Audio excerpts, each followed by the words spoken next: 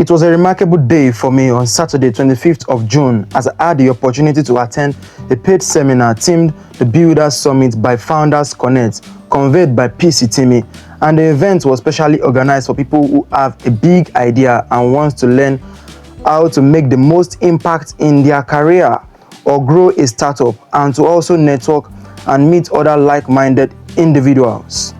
This program had so many entrepreneurs, founders of well-known and established companies, both locally known and internationally thriving companies. But the most interesting session to me was where one of Nigeria's biggest YouTuber and content creator, Ndukwu and Feyikemi Abudu, shared useful tips on how to build a successful career as a content creator. Kindly enjoy the rest of this video and make sure you turn up the volume of your device so you can be able to hear properly. I know you probably had this question a lot, but a lot of people want to know, right? When the first episode of I Said What I Said podcast was released in 2017, what was it that inspired that? How did you and Jonah just come to a point and say, we're actually going to record a podcast? And this is 2017 when podcasting wasn't really a thing. How did that come about? So, unfortunately, it's not like a super inspirational story. I wish I could make up a light bulb, but that's not what happened. Jonah and I are constantly thinkers. We were on Twitter, and a lot of people would say, you guys talk the same, something. And we're friends, we went to the same secondary school. And so people were always saying that we should do something, we should do something, we should do something. And then, of course, Luca listened, but she begged me. She messaged me, she begged me to do the podcast. But she was just like, look, I listen to these podcasts. And I was like, well, I listen to podcasts as well. There is no sort of fun millennial Nigerian podcast. At that time, a couple of people had podcasts. It was more, talking about music and other things going on. It wasn't just one that was general gist that's that to you. But she was like, look, let's try it. That we will record 3 episodes. And if nobody listens to it, she will not say anything. We'll close. And that was honestly the plan. We went into, so we were working with Aristocrat. We went in there and we were like, look, we're recording 3 episodes. And if nobody listens to this day, then we'll all pack our bags and thank you so much for coming. And we put the first one out, and lo and behold, people that I don't know were messaging us saying, well, they listened to the first episode, when is the second episode coming out? And I was like, what do you mean, when is the next episode coming out? And it honestly just went from there. So we didn't have any grand plan at the beginning. We're just like, let's try it.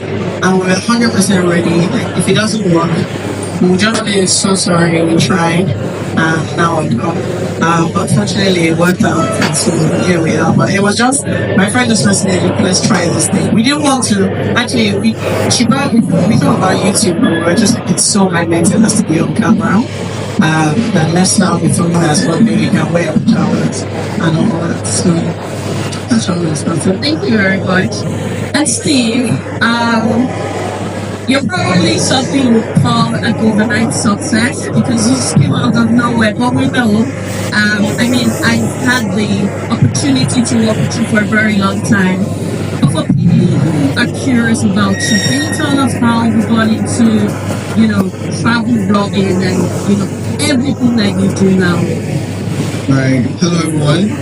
Let me get some context here. How many people have seen any of my video online so I know who I'm speaking with?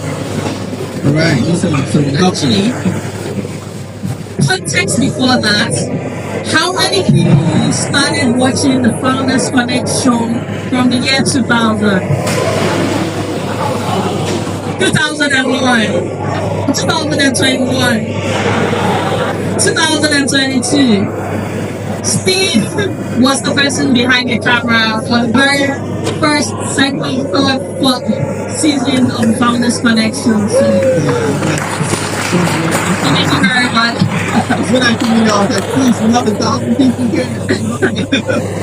Okay, so how I started, I've always been so excited about camera. Like when I had a 9 to 5 job, so my job would probably take me like 3 hours to do. and then the rest of the day I'm on YouTube watching all these guys doing expensive cameras, drones, and that was literally how the love for cameras came. And I know when you know how to do something, you have to then find what to use it for, right? And one of my blogs early in the days, I think in the day as well, we went to La Campagne. I made this very small travel video. When I posted it, it was one of my most popular travel videos at then. But then it struck me like a lot of people were like, wow, I didn't even know you guys have places like this in Nigeria, in Lagos, where people can go and get to live. So at that point, I was like, okay, this is an aha moment for me. And then I started traveling all around Nigeria, finding like post-war travel destinations, real estate projects, and then I expanded into Africa, and now we're like looking for stories anywhere in the world, just stories about black people, people in diaspora, African doing great work, and my channel you're also going to find some of the most attractive tourism destinations there is in Africa. So literally just started from being obsessed with cameras, and then now wanting to tell stories. So, thank you very much. Okay. So I said what I said is an undoubtedly very successful podcast, right? But a lot of people are wondering, beyond the view counts, the streams, and the tickets you sell out, how do you and Jolan measure success? Very interesting. I think for us, the main things we look at the main indicator I think is around engagement. And so for me, the listener number is sure is important, the overall listener number. But then the question is how many of those people are actually going to engage what you say. So my favorite thing about the podcast is when I meet someone or someone comments on something that was mentioned in like an episode 10 episodes ago, but they were engaging with that content and they remember, or someone will tag me in something that we talked about that time that do you remember? So for me, it is those things that we look at and how engaged is our audience and how much are they taking on from it. Because for me now, there's a lot of podcasts. There's some podcasts that I actively listen to. Like when I'm listening to them, the activity I'm doing is listening to them. There's some podcasts that I'm eyeing and they're just in the background too, and I miss something. And what we're going for is the first option where people are actually engaged. So we are always looking at how are you engaging with it. Because for us, the number is important, yes, the overall listener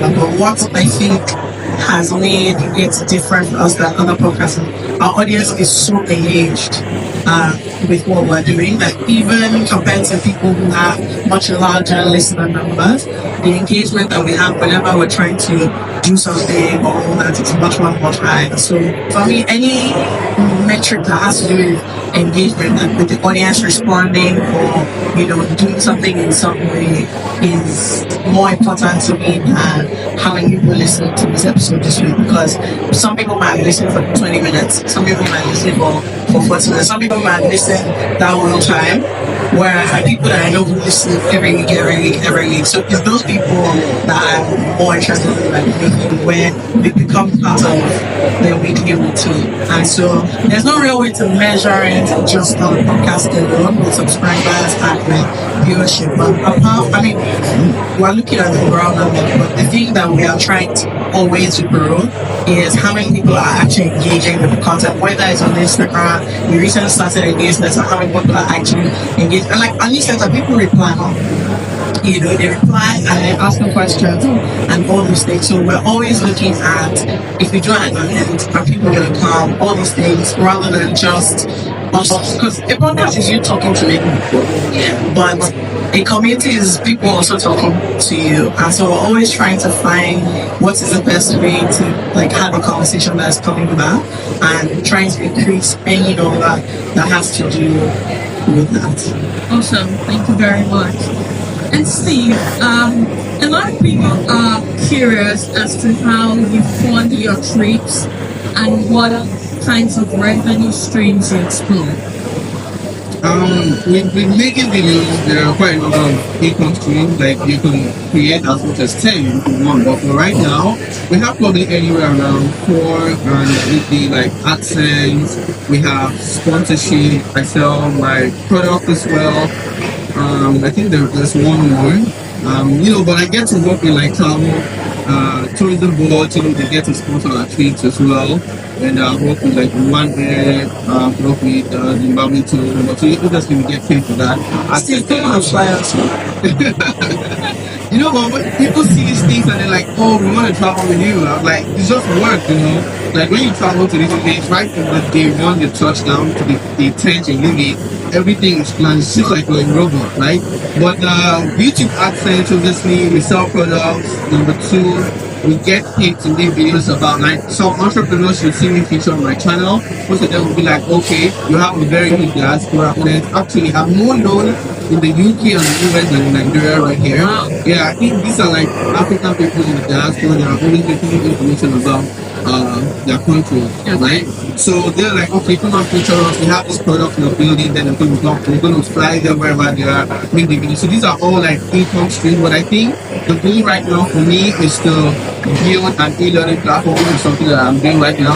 That's going to teach people literally what I do. You mentioned that the first question, you were like, people see me like an overnight success, right? But I've been making videos for not so much, because before I started making videos, I used to shoot videos for people. So right now, I know what a good video should look like, right? I already know how to shoot. So me bringing in somebody on my team right now is just come and help me. Right? I already know how to do all these things, but at some point you have to leave the equation and just focus on coming up with ideas, coming up with some videos. So I want to be to transfer this to people. So I think the goal for any creator, just like Mr. Beast, who's the biggest right now in the world, you can see him gradually transitioning into products. He has Feastables and then big burger that he discontinued, So that's really what the TV show for creators that are able to monetize the views, because it's cool to post a video and less than a week the video has 2 million views, but I have those kind of videos, right? But the question I always like to ask myself, out of these 2 million people, except the AdSense that I probably got, how much did I get for? Did I sell anything? You know what I'm saying? Like, did I sell anything? So, we're still learning, and maybe with this conference next year, I'll be able to break down how I've been able to like monetize my audience from a product. And I keep saying product because product is what you can control. AdSense you can't control, but product you can control. So that's really the goal for me and for any successful creator. Okay, just curious, when you started out, how did you fund your trips? I try to go on trips that will not require so much, because some people now, they're going to see me going to Qatar, the UK, and they're like, how are you, paying for all these trips? But I didn't start that way. I started by going to Lakapan, doing this in Lama, going to Yankari in Bauchi, going to Cross River. Right there, flight was also expensive, 40,000, they paying flight, So yeah, it's out of pocket, but then I try to make cheaper video. But right now, the video ideas, the video ideas we're working on right now is a lot bigger. I'm making a whole documentary that will cost me at least 5 million naira to execute it. So, but yeah, you just have to start small. If you're a travel blogger, right, you just start with your immediate environment. There are stories all around Lagos that you can make with 15K, 20K. You probably have to start with that, and then obviously you grow with that. Awesome, thank you very much. I think we could take questions from the audience. Okay, does anyone have a question for FP? Any questions for FP? Alright.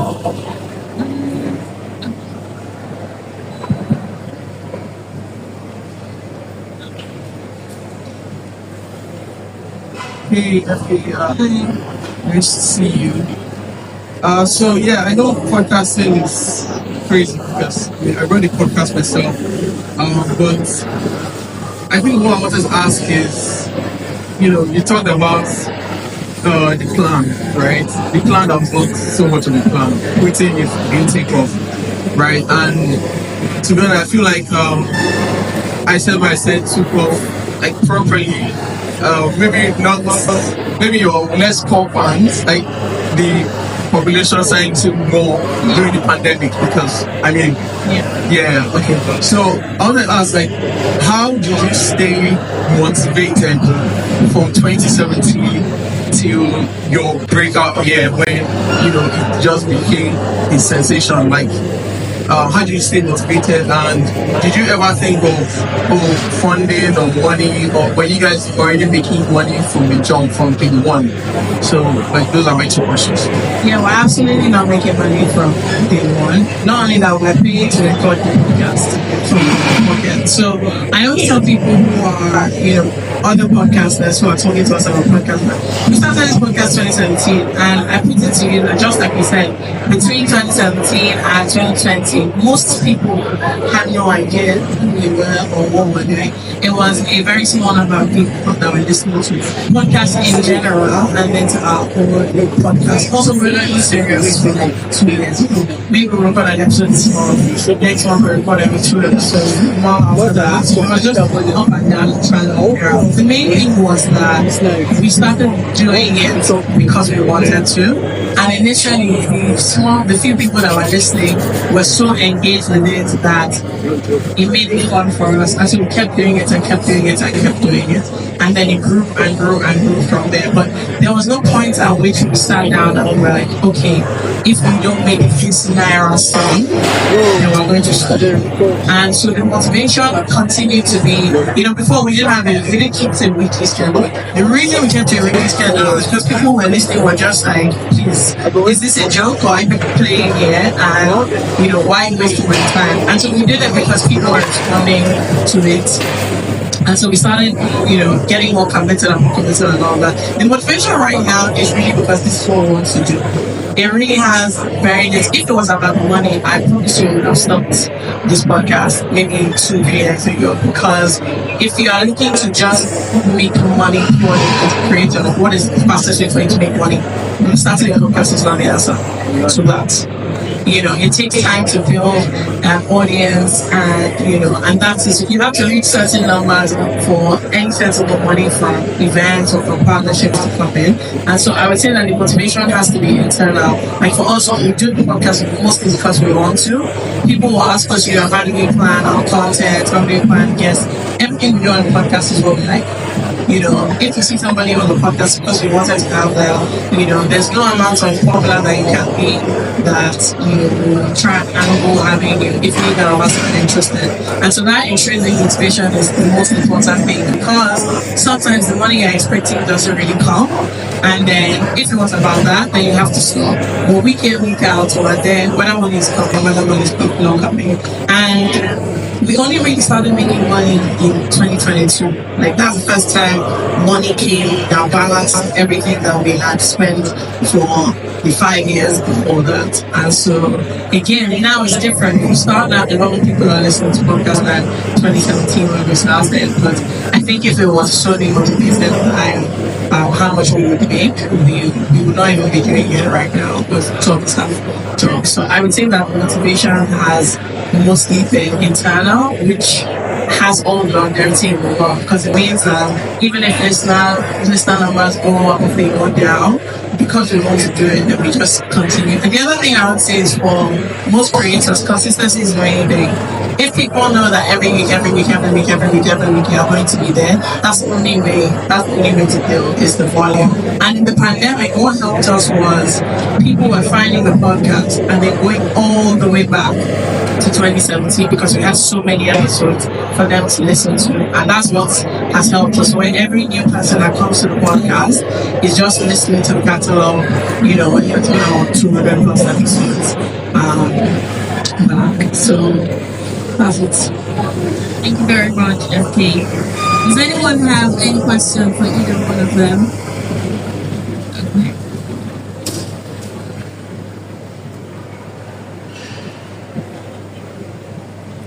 Hi, this question is for Steve. So there are quite a number of creators like yourself that create almost the same thing that you do. So while you are speaking, I wanted to remind this. The question is there anything that you have, like a plan or a concept or an idea that sets you apart? Or you're the opinion that I tell unique stories and that itself is enough? Or you are the opinion that, there is something that sets stealing apart. You like to share out. Is that a consciousness for you? That's my question. So I think what makes my video very different is the amount of effort that I spend on research and just overall production quality. So right now my audio frequency is quite low because I am very dedicated to making sure I want to make Netflix worthy documentary on my channel. I'm just trying to make that, right? So I'm trying to make the best travel video possible. I'm trying to make the best documentary possible. So I don't think there's any creator out there that will sacrifice posting once or twice, because a lot of people make videos on YouTube and the end goal is to make money because that's what everybody knows how to do. So the more views you post, the more money that you're likely to make, right? But then if you will be willing to sacrifice that and just focus on making the best possible videos, then you will really distinguish yourself. And I think that's what really sets me apart. And some of the brands that I have worked with, when I finish the contract and I ask them, why did you guys choose to work with me on this particular campaign? And they're going to tell me it's because of my storytelling, it's because of the quality of my videos. So I'll say that's really what sets me apart. Awesome, thank you very much. Yes.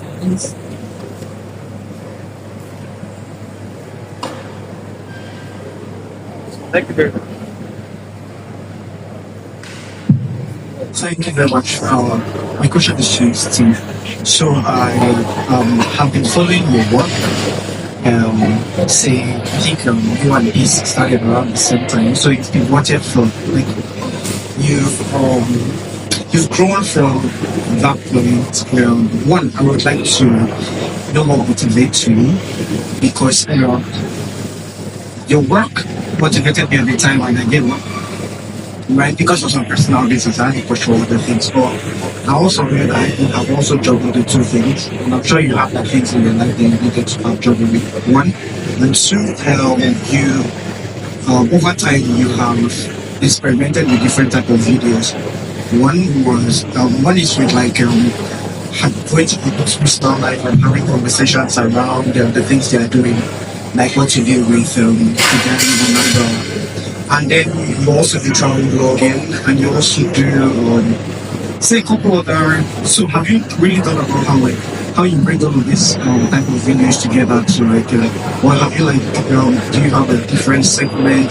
Do you think specializing is like a thing, or are you at the point where you can spread it out and then do everything together? Okay, so I'll answer this, the first question last. So this particular one you're asking, how I'm able to integrate all my episodes, know what you mean? So basically, are you basically, because you are at this point in your career that you feel like you can bring in different aspects of yourself, right? Travel, lifestyle, documentary, and all of these things, because primarily putting your space niche, like inside your niche, and other. So do you think specialization is a key, or at this point in your career you should actually spread out and Okay, I get it.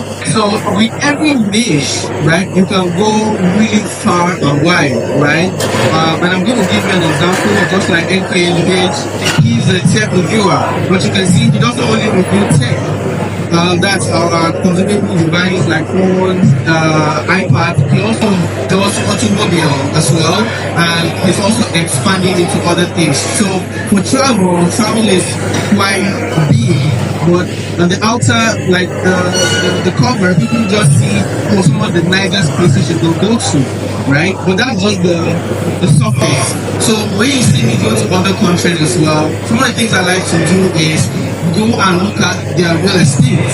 I'm told real estate as well because there's a way the Europeans like to vacation. You see, they're going to go to a particular country, and they're not just going to go here and go back home. They want to probably get themselves the 2-bedroom apartments, So I always make sure if I go to a country like South Africa, you can watch my videos and be educated about South Africa from a travel destination. You're going to be educated about the real estate sector as well, and then you're going to see some of the Africans that are building products in this country. So the whole thing of my channel is basically to promote Black excellence and to promote Africa itself as a country rich in all of these things that we can see online, right? So I don't always consider myself as just a travel creator. I see myself as somebody trying to promote the African continent, trying to promote the Black people wherever they are. So the documentary I'm going to be making in the UK is still focused on Black entrepreneurs building businesses outside of Africa. So all of this together, I don't know if you're probably going to call it, people create niches for themselves. I'm going to create the niche, but I do all of these things. So some people will say I'm a travel creator, some people say I take less than videos, but really this is what I like to do. So if you go to which country was that? Okay, Quebec, for example. If you go watch my Quebec documentary, you're going to understand the history of the country, the travel potential, the real estate side of it. Like, gives you everything you want to see on Wikipedia in video format. You get it? Awesome. Thank you very much. One more question. So the motivation. Second question. Yes. The motivation. So right now, there's this nice feeling, when I conceive an idea and I go ahead to film this idea and I put it out and it reach millions of people and I get feedback, and there's sometimes we make videos and somebody from the government house will mention like your videos were circulating within the government house. So my last documentary that went very viral was the one in Senegal about the controversial Akon city. You see, I just had the idea because I was following that project since it launched in 2017, and then up to when I traveled to Senegal to go tell that story. So there's this joy that just comes with seeing this idea that I wrote down in my paper. It's now on the screen of a million, and right now it's still at 2.2 million people. So I'm like, 2.2 million people who have actually watched this idea of mine that I wrote down on paper, So that's really my motivation right now. And I also say, money has to come in somehow, right? Because no matter how motivated you are, if you're not, your account goes full of money. I don't know how that people are motivated, but really, that's really what keeps me going right now. So, thank you, Steve. Do you have any questions? Okay. Hi, this is Steve. Hi. So, my question is this.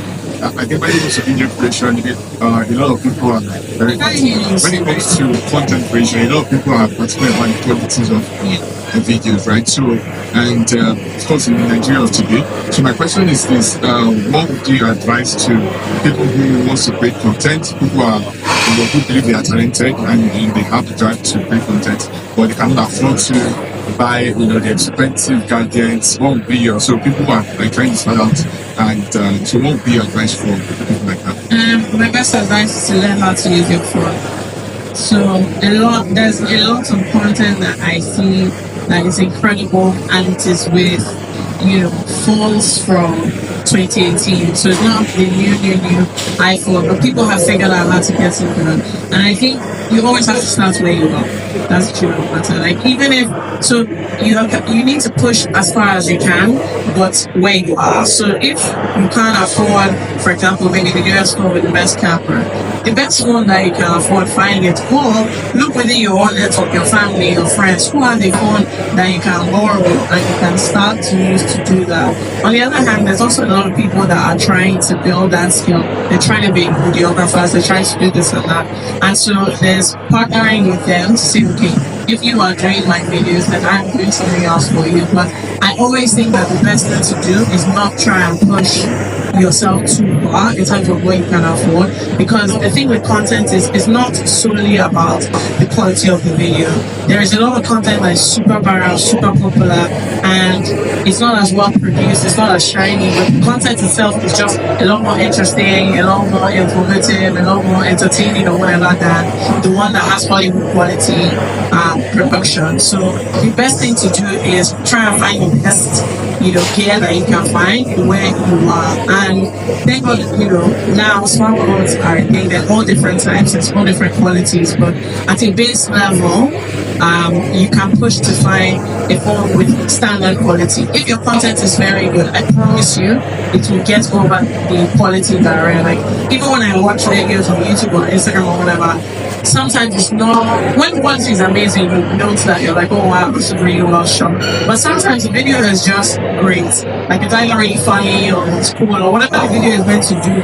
And in that moment, you're not thinking, oh, but the camera quality is not as good as it can be. And so you see a lot of creators that your page, you know, their camera quality, I'm not even saying other creators. I've seen videos from 2022. It's nonsense.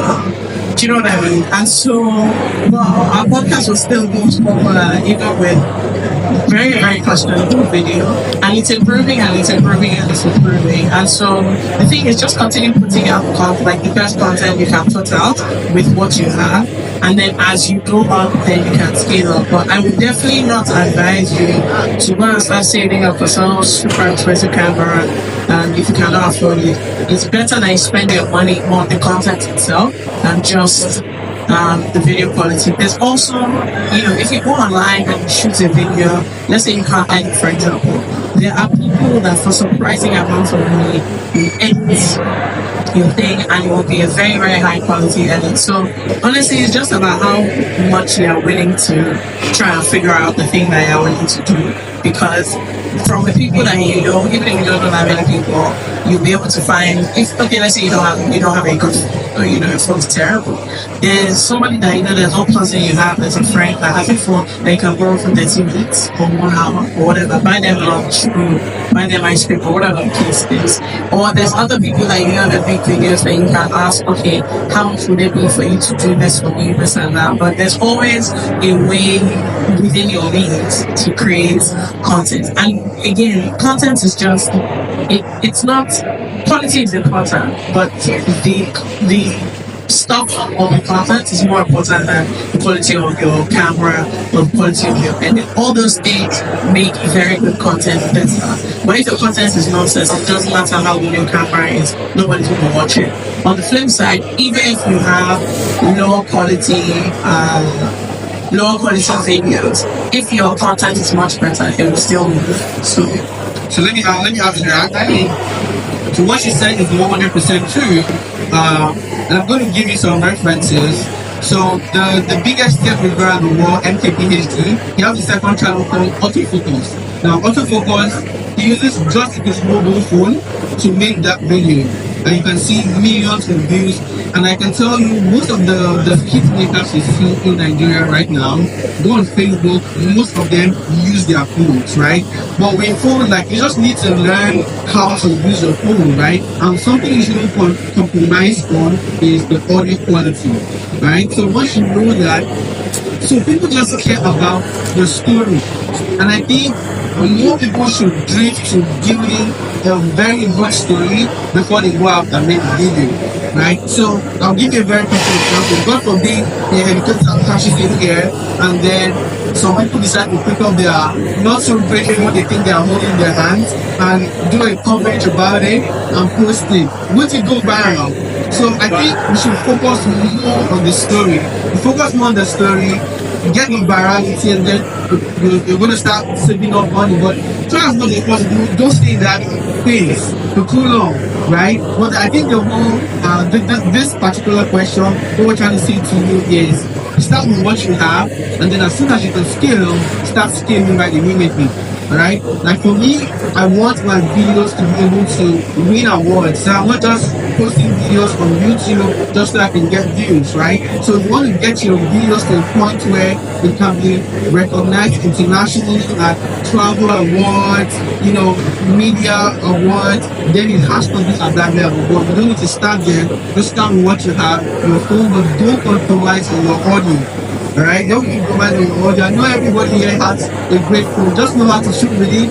Shoot in the sun. If you're shooting your house, you don't have lighting, shoot close to the window. You know, all these things you can find on YouTube. And I believe you can make yourself a very nice video. Yeah. So the other thing I'll say, about this, sorry, I can't see your name. The other thing I'll say is that if you have really good content, because of how like big content creation is now, there are people honestly just looking for who has good content to be able to support them. So I'll tell you that when we didn't do video for the until we didn't do video for the longest time, we were not interested in it. we just thought it's an audio podcast and other people, but Nigerian want to see you. And it was someone that literally came to us, Shane from Ekpom. We don't know him from anywhere. We didn't approach him. Shane just said, if you guys will do video, I will build the studio, I will pay for the video, just be doing it. And that's literally how it started. It was just like, I really like this podcast. I think you guys should be doing video. I know that you're not going to do it by yourself. Because we were like, no problem. If you want us to do the video, I'm not talking to any videographer. I'm not talking to any editor. I don't have any interest in it.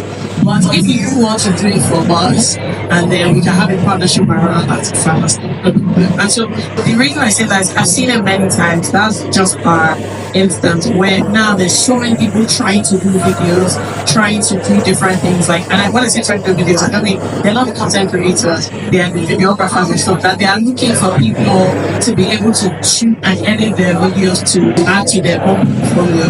So now that content is so big, it's just about finding who wants to work with you. But if your stuff is good, there are people that want to work with you because they know that this stuff will move. And that's essentially how Encore started, the network we were with. It wasn't even podcast, it was just like, I will do your videos, and then we're like, okay, why didn't you start a network?